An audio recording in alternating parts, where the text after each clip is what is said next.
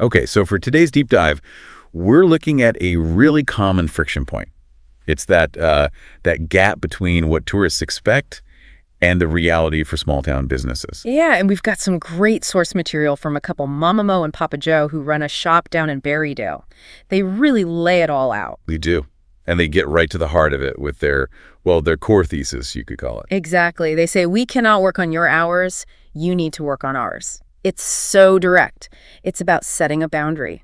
And they have this perfect story to illustrate that mindset. It's about this guy they call the aggressive Mr. Moustache. This is great. So he comes into their shop and complains that they are, and I'm quoting here, always closed. While he's standing inside the shop. While he's inside their open shop. It just, it perfectly captures that sense of entitlement they sometimes face. So what's the reason behind these limited hours?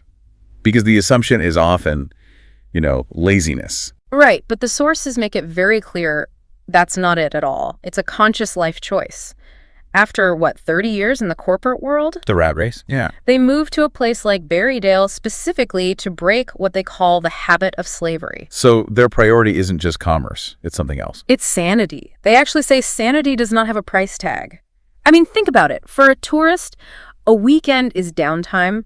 For them, it's the busiest, most intense part of the week. And if you're always working during those peak times, you miss out on just living. Exactly. They list it out. There's no grocery shopping day, no laundry day, no day to go to the doctor, or even just, a don't want to see people day. We all need one of those. We all need one of those, and they're building that into their business model. Okay, so this led to a very specific strategy for Papa Joe's Collectibles.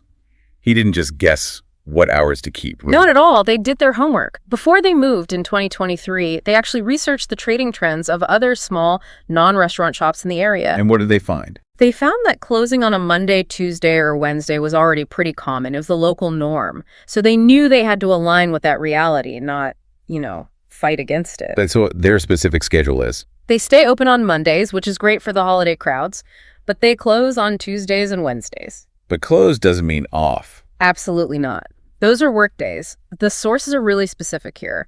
That's when they're driving out to auctions to find new stock. To get the collectibles. Yes, to find the mechanical collectibles and steampunk art they sell. They're packaging parcels for the courier, searching online for more treasures, and yes, finally doing that basic life maintenance. So really, they're sourcing the very things you, the visitor, want to buy when you walk in the door on a Thursday. That's it exactly. It's a productive part of the business cycle. This all seems to shift the focus a bit. It moves some of the responsibility onto the visitor, onto this idea of being a mindful tourist. It does, and their advice is so simple. It just boils down to planning ahead. Like what specifically? Well, their shop is right on the famous R62, so a lot of people are just passing through. They just ask that you check the hours first, to look at the sign on the door, check Google, their website, even send a WhatsApp.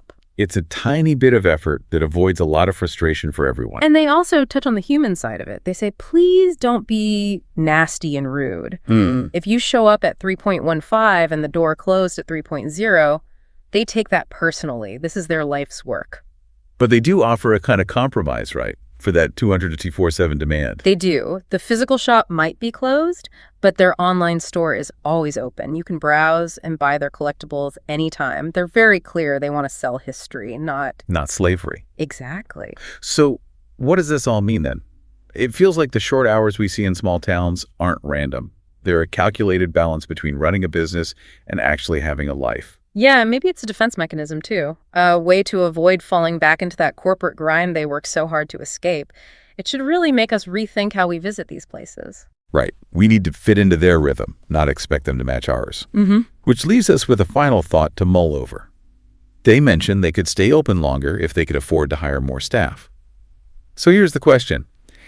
If the economy, or just different social structures, made it easier for small businesses to hire help, how would that change the fundamental character, the whole charm and rhythm of a tourist town like Berrydale?